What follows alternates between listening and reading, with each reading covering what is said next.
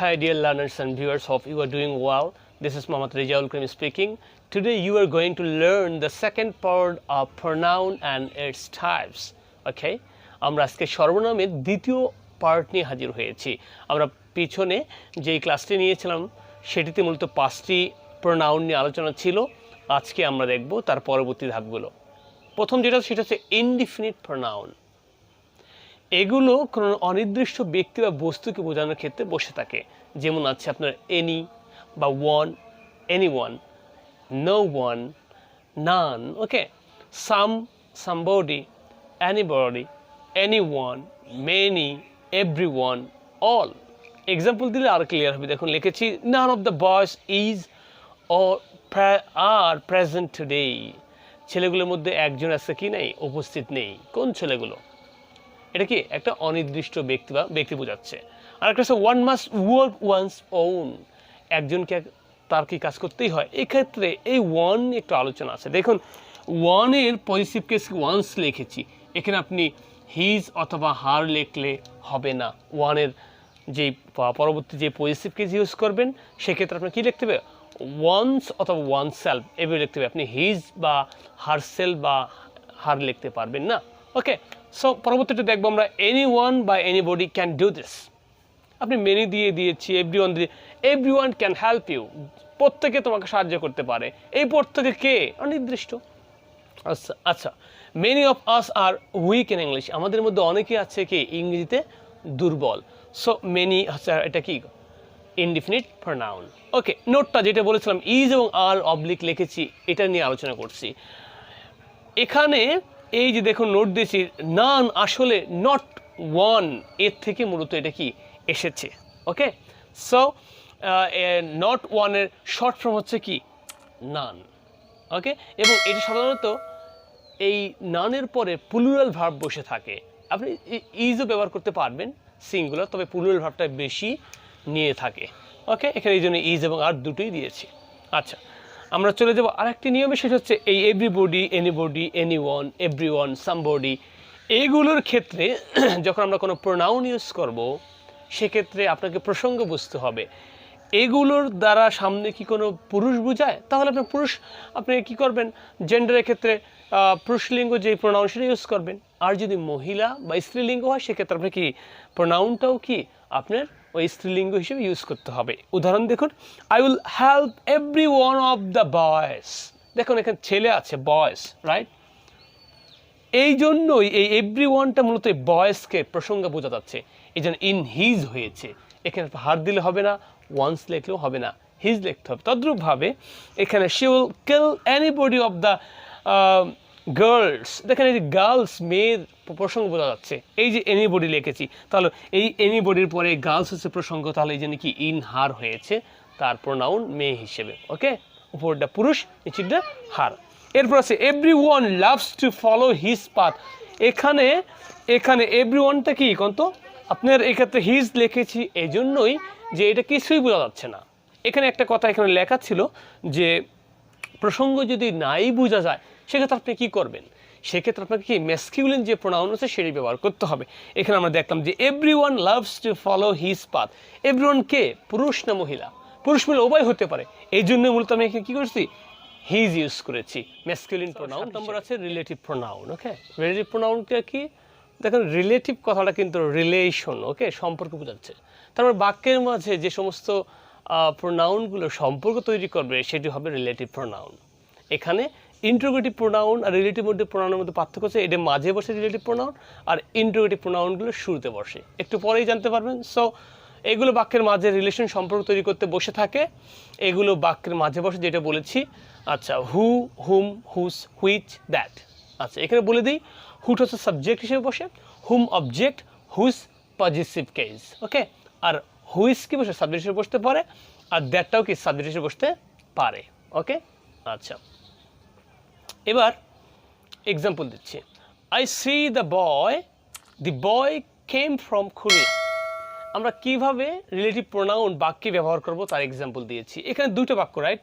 I C the boy একটা বাক্য, the boy came from Khulna এই যে আর একটা বাক্য। এই দুইটা বাক্যে আমরা এখন রিলেটিভ প্রোনাউন ইউজ করে দেখাবো যে কীভাবে রিলেটিভ প্রোনাউন দুটো বাক্যকে সম্পর্ক তৈরি করে দিল। দেখুন লিখেছে I C the boy who came from Khulna. এখানে হুটা সাবজেক্ট হিসেবে বসেছে কার, এই যে বয় বোঝাচ্ছে, মানে দি বয়টা এখানে না লিখে হু লিখেছে, তার মানে এই হুর মাঝে কি আছে, দ্য বয়টা এখানে আছে। আচ্ছা, তাহলে এই দুইটো বাক্যকে হু মাঝে বসে রিলেট করে দিল, রিলেশন তৈরি করলো। ওকে, একে বলে রিলেটিভ প্রোনাউন। আচ্ছা, এটা অবশ্য এর অপর নাম কমপ্লেক্স সেন্টেন্সে বলে, এগুলো আপনি পরে জানতে পারবেন। আরেকটা example, this is a horse, it was brought from India. দেখুন এই একটা বাক্য, এই একটা বাক্য, এই যে আপনার কি ফুল স্টপ, রাইট? তাহলে এখানে আমি একটা রিলেটিভ প্রোনাউন ইউজ করে দুটো বাক্যকে জুড়িয়ে দেবো। দেখেন জুড়ে দেবো, this is a horse that was brought from India. That use করেছি। আমরা জানি দ্যাটটা ব্যক্তির ক্ষেত্রে ইউজ হয়, দ্যাট বস্তুর ক্ষেত্রে ইউজ করা যেতে পারে। For example, this is the man that was killed yesterday. এই যে বললাম, এই দ্যাট বলেছি ম্যানের আগে, this is the man that, আবার this is the horse that, দুটাই right. So this is a horse that was brought from India, এখানে ইটের জায়গায় দ্যাট বসিয়ে দিয়েছি, রিলেটিভ প্রোনাউন। ইট বলতে হর্স। এরপরে আছে দেখুন, দিস ইজ দ্য পেন, একটা বাক্য শেষ। আবার this belongs to my sister, এটা আমার বোনের। তাহলে এই একটা বাক্য, এই একটা বাক্য, মাঝখানে একটা কনজাংশন, মানে রিলেটিভ প্রোনাউন বসিয়ে দিয়ে, কনজাংশন অপর নাম অবশ্য, এই রিলেটিভ প্রোনাউন বসিয়ে দিয়ে আমি দুইটা বাক্যকে জুড়ে দিয়েছি। Example, this is the pan which belongs to my sister. এই দেখুন এই বাক্যকে আর এই বাক্যকে মাঝে হুইচ দিয়ে রিলেট করেছি। ওকে, এটাকে বলে রিলেটিভ প্রোনাউন। একটা নোট আছে দেখুন, যে হু বা হোয়াট বাক্যের মাঝে যেরকম বসে, দ্যাট মাঝে বসেছে, ঠিক তদ্রূপভাবে একটা কথা মনে রাখতে হবে, হু এবং হোয়াট কিন্তু শুরুতেও বসতে পারে, সেক্ষেত্রে একটু নিয়ম ভিন্ন। হু বা হোয়াট বাক্যের শুরুতে বসতেও পারে। প্রথমে যদি বসে সেক্ষেত্রে আপনার মনে রাখতে হবে যে অ্যান্টিসিডেন্টটা কী থাকবে, উজ্জ্ব থাকবে। অ্যান্টিসিডেন্ট কাকে বলা হয়, রিলেটিভ প্রোনাউনের আগে যে নাউন বা প্রোনাউন থাকে তাকে অ্যান্টিসিডেন্ট বলা হয়। দেখুন এখানে যে I don't know what has happen, দেখুন তো এই হোয়াটের আগে এই যে এখানে কোন ঘটনার নাম কি আছে, নেই, মানে আপনি কি জানেন না, এই যে এখানে একটা কি একটা অ্যান্টিসিডেন্ট উজ্জ্ব আছে। ওকে, তাহলে I don't know what has happened, আমি জানি না কি হয়েছে। আর একটা আছে I say what I mean, আমি এখানে এই সের পরে একটা কি অ্যান্টিসিডেন্ট উজ্জ্ব আছে, হোয়াটটা এই বাক্যের শুরুতে কিন্তু এটা হোয়াট, আবার যেন বলে দিয়েন না যে হোয়াটটা মাঝে বসেছে, হ্যাঁ ঠিক আছে, কিন্তু এই বাক্যর শুরুতে এই হোয়াটটা বসেছে, রাইট? আচ্ছা, আর একটা আছে হু লাভস বেস্ট, এই বাক্যে দেখেন হুটা কি শুরুতে বসেছে। ওকে, সো এইভাবে আমরা ইন্টারোগেটিভ প্রোনাউনের ব্যবহার শিখব। সো প্রিয় শিক্ষার্থী, আমরা আজকের লেসনের শেষের দিকে চলে আসছি। বাকি ধাপগুলো দেখব, সেটি হচ্ছে 8 নম্বর আছে ইন্টারোগেটিভ প্রোনাউন। আমরা একটু আগে বলেছি যে রিলেটিভ প্রোনাউন বসে মাঝে, ওকে, আর ইন্টারোগেটিভ প্রোনাউন কি শুরুতে বসে। ওকে, দেখুন লিখেছি এগুলো প্রশ্ন করার জন্য বাক্যে ব্যবহৃত হয়ে থাকে এবং বাক্যের শুরুতে বসে থাকে হু, হুম, হুস, হোয়াট এবং হুইচ। এক্সাম্পল দিচ্ছি দেখুন, হু আর ইউ, কে তুমি, এই হু শুরুতে বসছে প্রশ্ন করার জন্য। হুম ডু ইউ ওয়ান্ট, কাকে তুমি চাও। তাহলে হু বলতে কে, হুম বলতে কাকে, হুজ বলতে কার, হোয়াট বলতে কি, হুইচ বলতে আবার কি বোঝায়, কি বোঝায়, আবার হুইচ বলতে কোনো বোঝায়, হোয়াট বলতেও কি কোন অর্থ বোঝাতে পারে। ওকে, এটা আমরা পরে দেখব।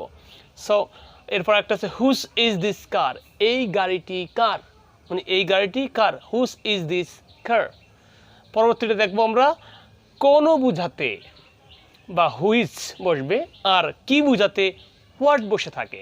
উদাহরণ দিচ্ছি দেখুন, হুইচ ইজ ইউর ফ্রেন্ড, মানে এখানে তোমার বন্ধু কোনজন, হুইচ ইজ ইউর ফ্রেন্ড, তোমার বন্ধু কোনজন।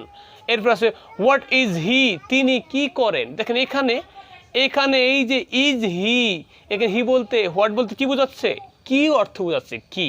ওকে, আচ্ছা, নোট দেখুন, হুইচ ও হোয়াট নাউন এর আগে বসলে এখন কিন্তু আর প্রোনাউন হবে না, তখন এটাকে আমরা কি বলবো, অ্যাডজেক্টিভ বলবো। For example, which book do you love, এখানে দেখুন বুক হচ্ছে কি নাউন, আর তার আগে হুইচটা কি বসছে এখানে প্রোনাউন, এটা কি হবে, অ্যাডজেক্টিভ হবে।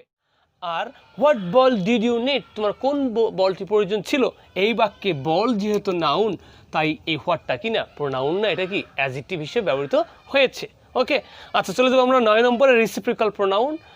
রিসিপ্রোকাল কথা হচ্ছে একাধিক ব্যক্তি ও বস্তুর মধ্যে সম্পর্ক তৈরি করার ক্ষেত্রে পারস্পরিক যে সম্পর্ক সেটা বোঝায় মূলত রেসিপ্রোকাল প্রোনাউন। ওকে, এক্ষেত্রে দুইটা ওয়ার্ড দেখুন, এই যে phrasal word each other, one another. আমরা একটা কথা এখানে জানার দরকার যে ইচ আদার হলো দুইজনের মধ্যে পারস্পরিক সম্পর্ক, আর ওয়ান অ্যানাদার হলে অনেকের মধ্যে পারস্পরিক সম্পর্কের ক্ষেত্রে বুঝাবে। ওকে, দেখুন লিখেছি দি টু গার্লস হেট ইচ আদার, দুইটা মেয়ে একে অপরকে কি ঘৃণা করে।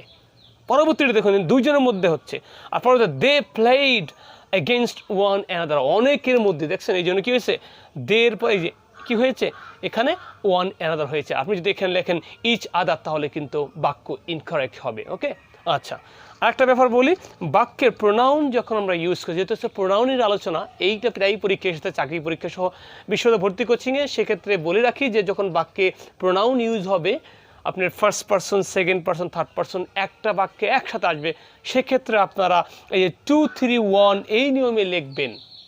আর যখন দোষ স্বীকার করে নেওয়া হবে সেক্ষেত্রে আপনাকে লিখতে হবে 1, 3, 2। তার মানে 2 বলতে সেকেন্ড পারসন, এই দেখুন লিখেছি ইউ, 3 বলতে থার্ড পারসন হি, অ্যান্ড 1 বলতে ফার্স্ট পারসন। দেখুন লিখেছি you, he and I are present, এইভাবে লিখলাম প্রথমটা। আর দোষ স্বীকার করে নেওয়ার ক্ষেত্রে আপনাকে লিখতে হবে 1, 3, 2, তার মানে আই 1, 3 হি, থার্ড পারসন মানে হি, আর 2 বলতে second person you, I, he and you are guilty. Okay, so আমার আরও কিছু আলোচনা করার কথা ছিল, 9টি নিয়ে আলোচনা করলাম, আরও 2টি এখানে লিখেছি। দেখুন অ্যাসার্টিভ আপনার কি আছে প্রোনাউন রয়েছে, যেমন এখানে সামথিং লিখেছি, সামথিং এটা কি হি স সামথিং, এটা একটা কি হাবোধক অর্থে, সামথিংটা একটা কি প্রোনাউন। আর একটা রয়েছে নেগেটিভ প্রোনাউন, যেমন আই স নাথিং, এই নাথিংটা কি একটা নেগেটিভ অর্থে প্রোনাউন। আরও রয়েছে, যেমন আপনি যদি বলি জেনারেল প্রোনাউন রয়েছে, যেমন যদি বলি মেনি। আপনি যদি প্রশ্ন করেন যে এখানে কত ছাত্র আছে, হাউ মেনি স্টুডেন্টস আর দেয়ার, আমি বলবো মেনি। যদি মেনি বলি তাহলে কিন্তু এটা কি একটা প্রোনাউন হিসেবে ব্যবহার হয়েছে। ওকে, আমি আর একটা প্রোনাউনের নাম বলি, সেটা হচ্ছে আপনার নিউমারেটিভ প্রোনাউন। নিউমারেটিভ কিন্তু যেমন 1, 2, 3। যদি বলেন যে হাউ মেনি ক্যাটস আর দেয়ার, আমি বলবো 2, এই 2টা একটা কি প্রোনাউন হিসেবে ব্যবহৃত হয়েছে। ওকে, আশাবাদী শুরু থেকে শেষ পর্যন্ত আজকের লেকচারটা আপনাদেরকে ভালো লেগেছে। যারা আমার চ্যানেল নতুন এসেছেন অবশ্যই লাল অক্ষরে লেখা সাবস্ক্রাইব বাটন প্রেস করুন, পাশে থেকে বেল আইকন প্রেস করুন, এবং অবশ্যই অলে প্রেস করবেন, তাছাড়া কিন্তু আপনারা প্রত্যেকে আমার নতুন ভিডিওগুলো পাবেন না। ওকে, আমার চ্যানেলটি ভালো লাগলে, আমার ভিডিও ভালো লাগলে অবশ্যই ছোট বড় সকলের কাছে আমার চ্যানেলটি শেয়ার করুন। সকলে সুস্থ থাকুন, ভালো থাকুন, আসসালামু আলাইকুম।